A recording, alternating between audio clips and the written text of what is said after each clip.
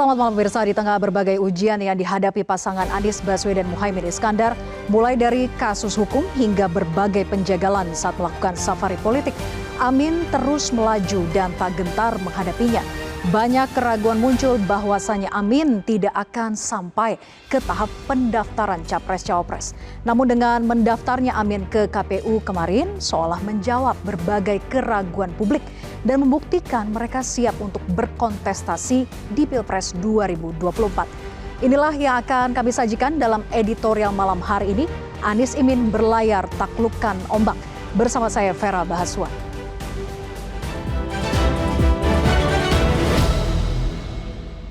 Anies Imin berlayar taklukkan ombak.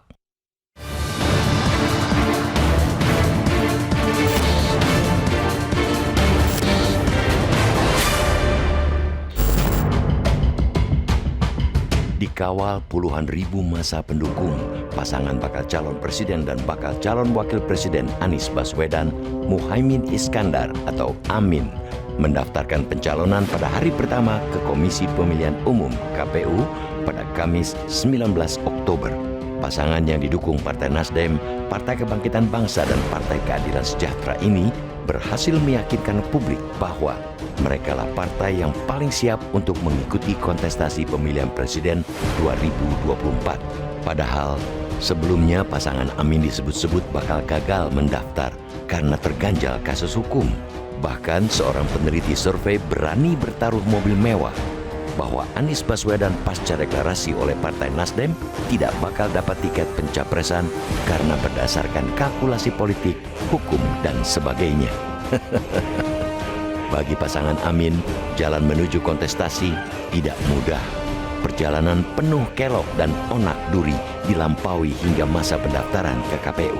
Mulai kasus hukum di Komisi Pemberantasan Korupsi, baik Anies Baswedan ataupun Muhaimin Iskandar diperiksa dalam kasus yang diduga terkait pada jabatan sebelumnya, yakni Gubernur DKI dan Menteri Ketenagakerjaan dan Transmigrasi.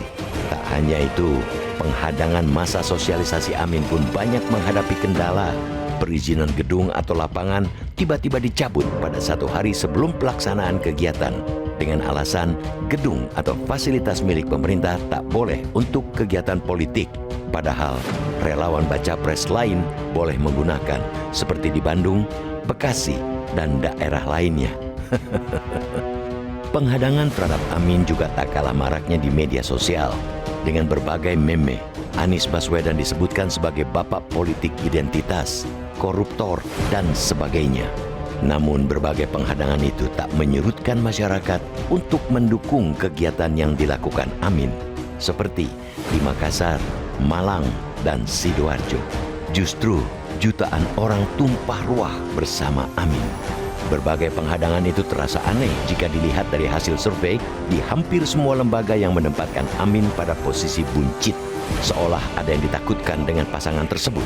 Seiring dengan kontestasi yang bakal sengit, terlebih Presiden Joko Widodo menegaskan akan cawe-cawe untuk menentukan penggantinya demi melanjutkan program kerja pemerintahannya, tentu tidak mudah bagi Amin untuk melenggang.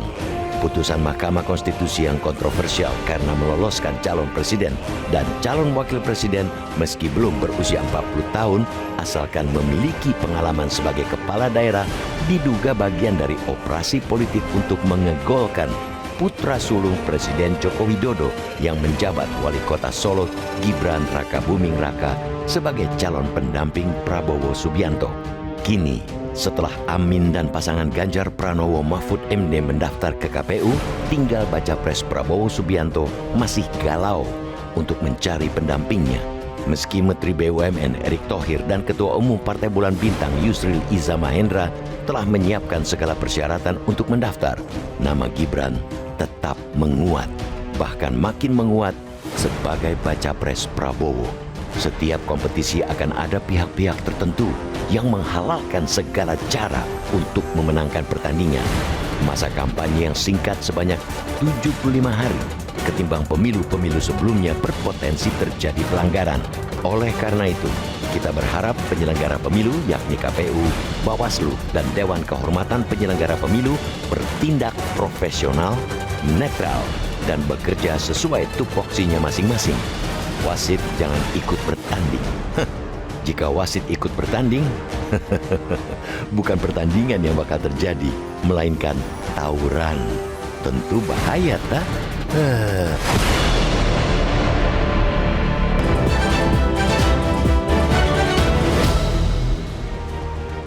Kita mulai diskusi, sudah hadir bersama saya di sini anggota Dewan Redaksi Mas Arief Suditomo. Selamat malam Mas Arief. Malam, Vera. Apa kabar? Baik, alhamdulillah. Alhamdulillah. Mas Arief, topik kita malam hari ini yaitu Anies Amin resmi mendaftar.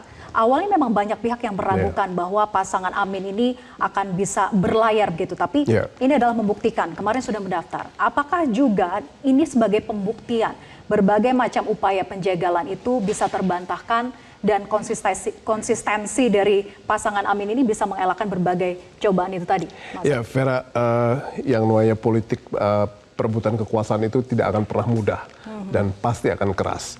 Diperiksa KPK, diperiksa kejaksaan, diragukan oleh publik, serangan politik, bahkan dibully oleh netizen, itu pasti akan terjadi dan tidak akan surut sekarang. Kedepannya pun nanti setelah menang pasti akan terusan terjadi, dan itu merupakan salah satu seleksi alam dari bagaimana eksistensi seorang pemimpin di hadapan publiknya yang pasti akan terus-menerus mendapatkan ujian. Namun apabila kita lihat sekarang hal-hal yang terkait dengan misalnya proses hukum, ya, itu saya melihat bahwa proses hukum yang dilalui oleh pasangan Amin merupakan salah satu proses yang bisa membuktikan bahwa mereka lolos, bahwa fakta bahwa mereka berdua tidak terelevasi statusnya dari saksi menjadi tersangka, itu merupakan salah satu closure, ya, atau penentuan dan penegasan yang baik bahwa mereka bukan koruptor dan mereka layak untuk maju di dalam kontestasi kepemimpinan nasional. Jadi saya pikir nggak usah khawatir, ini baru akan mulai dan mereka akan menghadapi hal yang jauh lebih berat begitu nanti mereka menang. Artinya justru kasus hukum seperti di KPK misalnya yang sudah memanggil pasangan Amin ini justru memberikan pembuktian, konfirmasi kepada publik yang tadinya justru khawatir bahwa citranya akan tercederai begitu ya, justru akan mengkonfirmasi begitu ya. Betul. Dan apakah saat ini memang sudah benar-benar terkonfirmasi, Mas Arief? Saya pikir demikian, ya, bahwa tidak ada alasan satupun untuk melanjutkan kasus mereka berdua ke tahapan berikutnya. Walaupun kesannya kan dicari-cari ya, itu kan kasusnya 11 tahun tapi yang lalu. Tapi itu kita harus lihat bahwa itu merupakan salah satu hal yang menutup babak ini, bahwa mereka adalah pasangan yang layak dengan integritas yang terjaga baik. Paling tidak ada satupun yang bisa membuktikan bahwa mereka orang yang tidak layak dan tidak ada alasan untuk KPK kan untuk tidak membuktikan bahwa mereka adalah orang yang bukan atau orang yang melanggar hukum gitu. Jadi kalau misalnya KPK memiliki bukti kan pasti jalan terus. Dan ini sudah terbukti bahwa mereka adalah orang-orang yang eligible untuk melanjutkan tahapan ini. Oke, kalau begitu pembuktian dari pemanggilan di KPK ini justru memberikan keuntungan atau sisi positif bagi pasangan Amin ini? Kalau saya lihat ya ini adalah ujian berat memang waktu mereka menghadapinya, tetapi waktu mereka lolos dari situasi ini seolah-olah ini merupakan modal tersendiri buat mereka bahwa ini adalah penegasan, seluruh proses sudah dijalani, seluruh ujian sudah dihadapi, mereka lulus dan lolos. Oke, Mas Arief, kalau kita melihat memang ini kan yang sudah dipanggil oleh KPK secara kasus hukumnya hanya pasangan Amin. Tapi apakah pasangan yang lain juga sebetulnya punya beban masa lalu yang harusnya juga diproses gitu ya? Tapi kita lanjut perbincangan usai jeda, tetap bersama kami di Editorial Malam.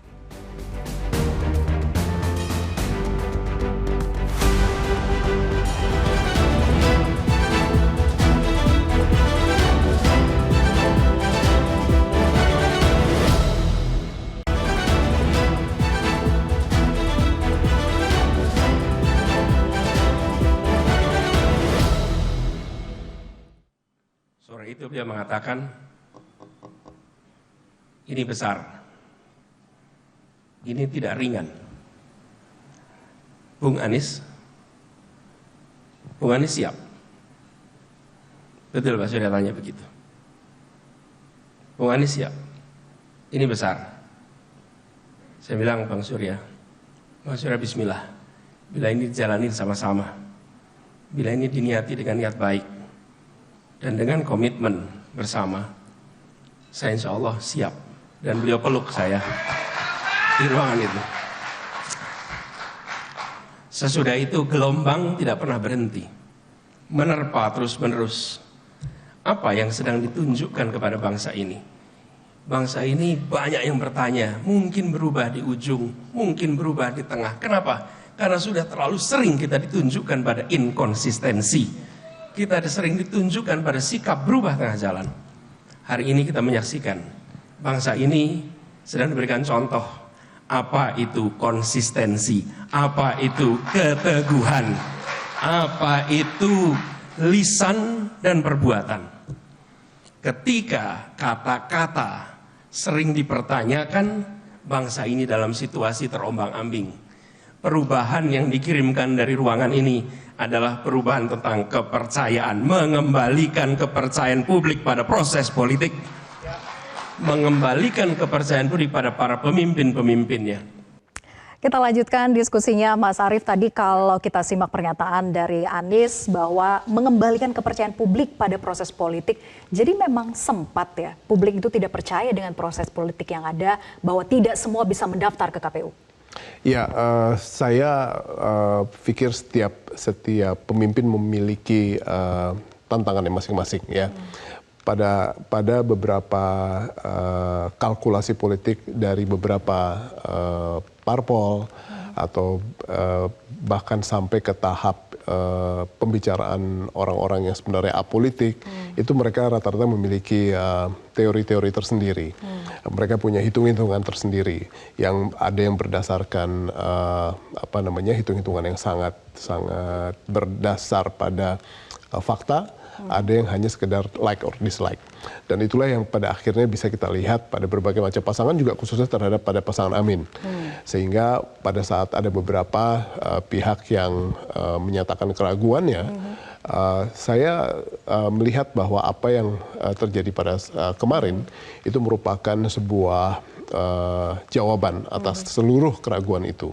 Sehingga rakyat sendiri pada akhirnya akan belajar dengan apa yang mereka saksikan 2 hari yang lalu sampai hari ini.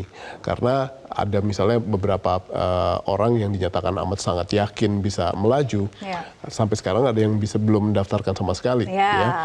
Dan itulah yang pada akhirnya menjadi bagian dari pendidikan berpolitik di tahun 2023-2024 ini. Sehingga apa yang terjadi pada Pak Anies itu saya pikir bisa kita kategorikan bukan hanya sebagai sebuah pengalaman, tapi juga pembelajaran buat kita semua. Jadi publik pun sekarang bisa dikatakan kembali percaya pada proses politik, di luar kekuasaan pun bisa tetap berlayar begitu ya? Ya.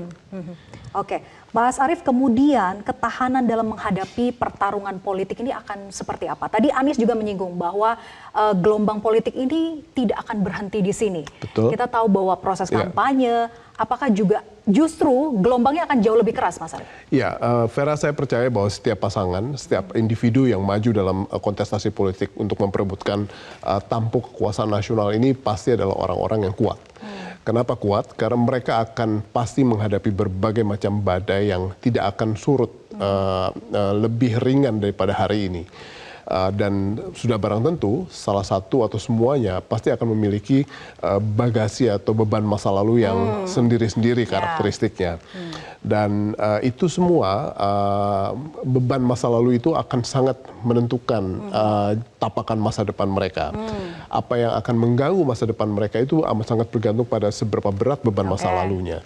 Sehingga kita akan lihat dalam waktu yang tidak terlalu lama pada bulan Februari tahun depan, itu yang akan menguji mereka seberapa ringan atau seberat beban masa lalu itu untuk bisa dijadikan sebagai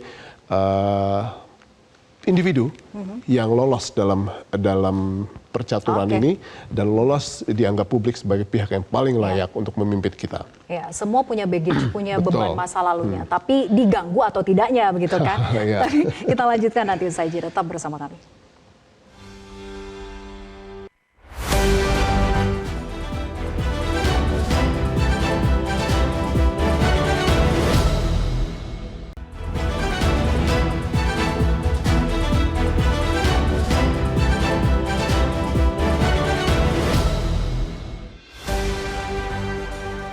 Mas Arief dan pemirsa, kita sudah mendapatkan hasil polling dari aplikasi X @Metro TV, yaitu apakah penyelenggara pemilu dapat bersikap netral pada seluruh capres-cawapres.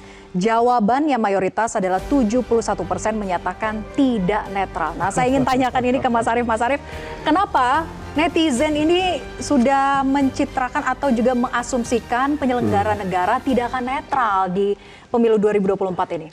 Itulah yang pada akhirnya harus kita jembatani. Kenapa? Karena akan sangat buruk apabila sekarang belum apa-apa kita sudah mengkampanyekan bahwa pemilu tidak akan netral. Nanti dampaknya akan pada bagaimana participation rate kita bisa tingkat partisipasi turun, itu akan sangat buruk buat bangsa ini. Nah, jadi salah satu hal yang kita harus komunikasikan adalah penyelenggara pemilu itu ada KPU, ada Bawaslu, ada DKPP. Yang pada dasarnya mereka memang ada di bawah pemerintah, tetapi mereka adalah lembaga-lembaga yang independen. Sehingga mereka memiliki integritas yang seharusnya cukup dan kewenangan yang seharusnya bisa melindungi mereka dari berbagai macam intervensi. Sehingga kalau kita sekarang ingin mengawal proses jalannya pemilihan umum, kita kawal mereka. Kita lakukan berbagai macam hal yang pada akhirnya memberikan pesan kepada mereka bahwa publik juga ikut mengawasi. Sehingga hal yang pada akhirnya akan berdampak pada bad PR yang pada akhirnya bilang bahwa mereka tidak akan netral. Itu merupakan salah satu hal yang kita harus jembatani, kita komunikasikan, kita awasi lembaganya untuk pada akhirnya kita jadikan proses ini adalah proses yang memberikan pembelajaran dan memberikan solusi buat kita semua. Penyelenggara negara itu memang harusnya independen gitu ya, tapi bagaimana jika diasumsikan bahwa kekhawatiran yang tadi muncul di netizen itu dikarenakan ya barisan penguasa yang saat ini juga berkontestasi, bahkan dikabarkan anak penguasa pun juga turut berkontestasi, Mas Arief. Ya, itu merupakan salah satu hal yang memang tidak bisa kita elakkan ya, bahwa setiap orang memiliki hak untuk dipilih dan hak untuk memilih itu tidak bisa kita hindari. Mau anak tukang beca atau anak presiden, haknya sama. Namun hal yang pada akhirnya terpulang pada kita semua sebagai anggota publik adalah untuk mengawasi itu semua gitu ya. Dan sekarang channel-channel atau kanal-kanal untuk bisa kita mengekspresikan suara kita kan sudah bukan seperti dahulu lagi. Kita bisa menjadi warga net yang pada akhirnya bisa bersuara lebih lantang dan lebih bisa didengar. Bahkan netizen itu kan sangat-sangat terkenal dengan daya dorong dan daya kontrolnya untuk pada akhirnya mengubah bagaimana sebuah formulasi kebijakan itu yang sedang dibuat. Nah, ini yang pada akhirnya bisa kita lakukan untuk bisa mengarahkan bagaimana pembentukan sebuah kebijakan, pembentukan sebuah policy itu bisa kita kawal bersama. Jadi ini peran kita semua, peran publik gitu ya, untuk mengawasi bersama. Dan tidak boleh bahwa pesimis. Tidak boleh pesimis, tidak boleh khawatir yang berlebih, bahwa akan menghalalkan segala cara untuk menang, begitu ya, kita awasi bersama. Kita awasi bersama. Baik, terima kasih Mas Arief Suditomo sudah hadir bersama kami di Editorial Malam. Pemirsa, saya Vera Baswan pamit undur diri. Terima kasih atas kebersamaan Anda. Sampai jumpa. Metro TV. Jelajahi cara baru mendapatkan informasi. Download Metro TV Extend sekarang.